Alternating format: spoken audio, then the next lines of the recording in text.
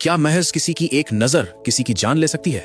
क्या एक हंसता खेलता इंसान सिर्फ इसलिए मौत के मुंह में जा सकता है क्योंकि किसी ने उसे हसद या जलन से देखा?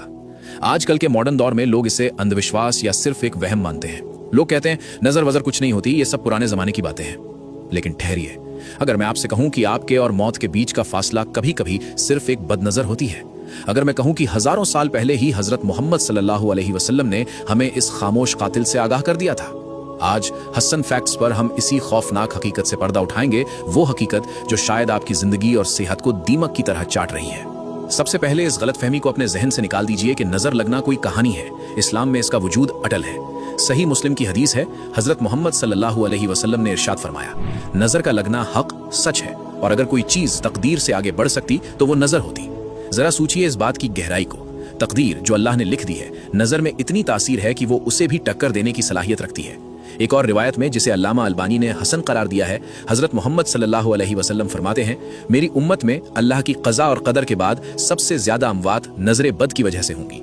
यानी आज जो हम अचानक मौतें देखते हैं, जवान लोगों का बीमार पड़ना, हंसते हुए घरों का उजड़ जाना, इसमें बहुत बड़ा हाथ इस रूहानी मसले का है जिसे हम नजरअंदाज कर बैठे हैं। लेकिन सवाल यह है कि पता कैसे चले? क्या हर बीमारी नजर है? नहीं, लेकिन अगर डॉक्टरी इलाज के बावजूद शिफा नहीं मिल रही तो आपको रूहानी पहलू देखना होगा।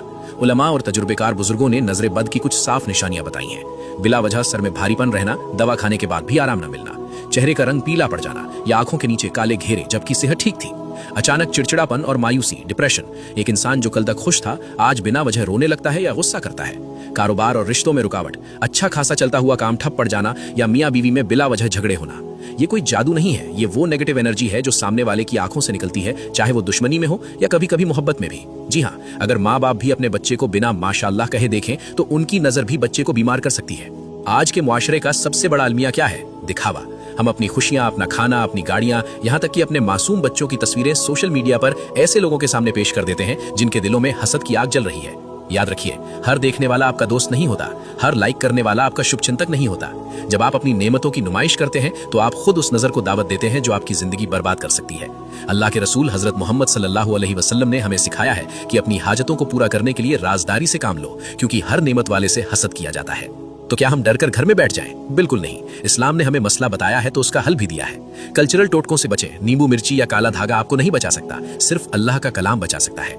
अपना मामूल बना लीजिए, हर सुबह और शाम मौवुज़ैन यानी सूरे फलक और सूरे नास 3-3 बार पढ़ें।